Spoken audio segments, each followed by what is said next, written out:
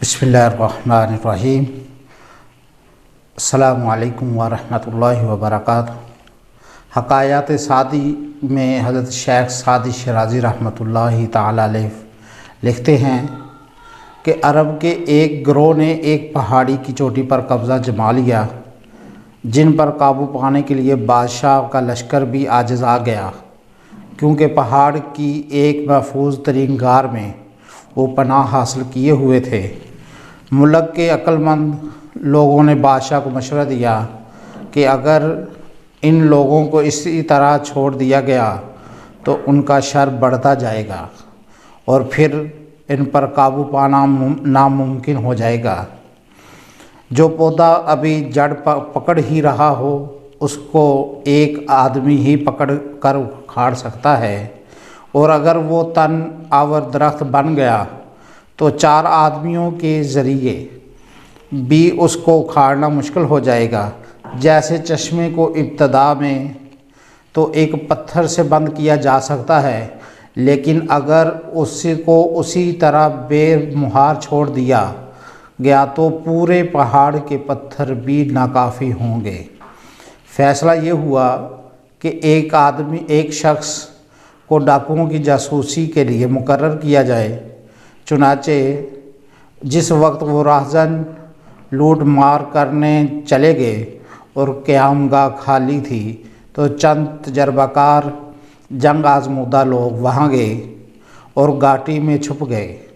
رات گئے جب چور لوٹ مار کر کے واپس آئے، جسم سے ہتھیار اتارے، لوٹا ہوا مال رکھا اور تھکے ماندے تو تھے ہی، پڑھ کر سو گئے۔ رات کا ایک حصہ گزر گیا، جاسوسی کرنے والے بہادر اٹھے اور چوروں کو پکڑ کر ان کے ہاتھ باندھ دیے اور صبح بادشاہ کے دربار میں جا پیش کیا۔ سب چور ڈرے ہوئے تھے کہ ابھی مار دیے جائیں گے۔ ان میں ایک خوبصورت نوجوان تھا جس کی ابھی داڑھی پھوٹ رہی تھی۔ ایک وزیر کو اس پر ترس آیا اور بادشاہ کے تخت کے پائے کو بوسہ دے کر اس کی سفارش کی کہ اس بیچارے کو ابھی اپنی جوانی کا میوہ بھی نہیں چکھا۔ آپ کے اخلاق کریمانہ سے امید کرتا ہوں کہ میری سفارش قبول کرتے ہوئے اس کا خون معاف کیا جائے۔ یہ آپ کا اس سے زیادہ مجھ پر احسان ہوگا۔ بادشاہ یہ سن کر لال پیلا ہو گیا، کیونکہ یہ بات اس کے مزاج کے خلاف تھی۔ جس کی اصل بری ہو وہ نیکیوں کا سایہ بھی برداشت نہیں کرتا۔ نہ اہل کی تربیت کرنا ایسا ہی ہے جیسے گنبد پر اخروٹ رکھنا۔ بادشاہ نے کہا کہ ان چوروں کی جڑ کاٹ دینا ہی بہتر ہے، کیونکہ آگ کو بجھا کر چنگاری چھوڑ دینا یا سانپ کو مار دینا اور اس کے بچے کی حفاظت کرنا عقل مندی نہیں ہے۔ اگر بادل سے آب حیات بھی برسے تب بھی تجھے بید کی شاخ سے پھل نہ ملے گا۔ کمینے کے ساتھ وقت ضائع نہ کر، کیونکہ بوریے کے نرکل سے شکر نہیں ملے گی۔ وزیر نے بادشاہ کی یہ بات سن کر بادل ناخواستہ رضامندی ظاہر کی اور بادشاہ کی رائے کو سراہا اور عرض کیا، آپ کا فرمان بجا، مگر ان کی صحبت میں رہ کر ضرور انہی جیسا ہو گیا ہے۔ اب اگر اس کو معاف کر دیا جائے تو نیکوں کی صحبت میں رہ کر ہو سکتا ہے نیک ہو جائے۔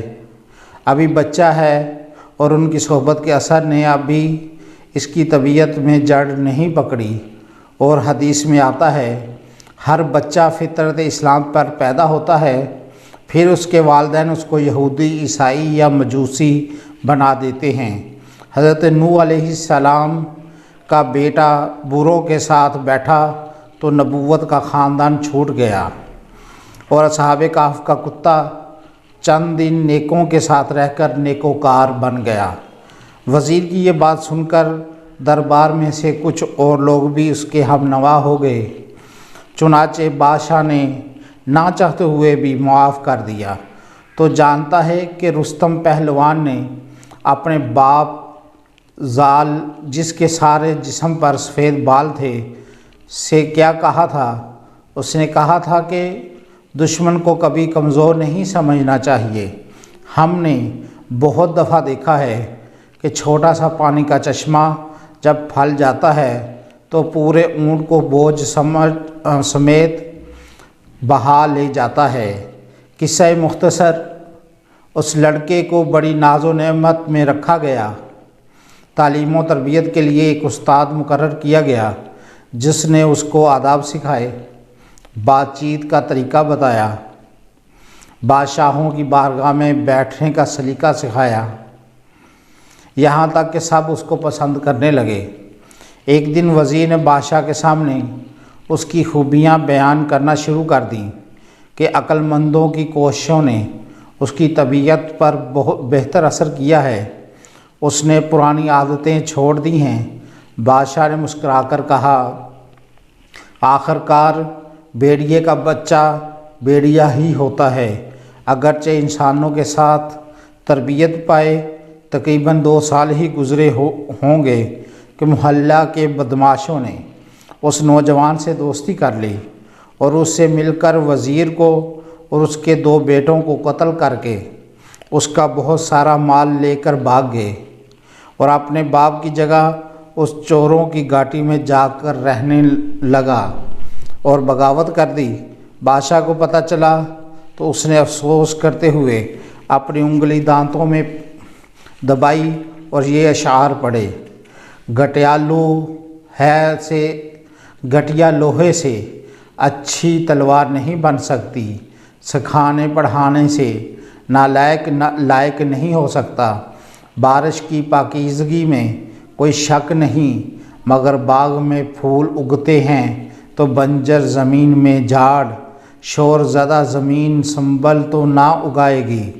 بروں کے ساتھ نیکی کرنا ایسے ہی ہے جیسے نیکوں سے برائی کرنا۔ جس کی طبیعت میں برائی رچ بس جائے اس پر تربیت بھی اثر نہیں کرتی، لہٰذا ہر وقت اس کے شر سے محتاط رہنا چاہیے۔ حدیث میں ہے، مومن ایک سوراخ سے دوبارہ نہیں ڈسا جاتا، وما علینا الا البلاغ المبین۔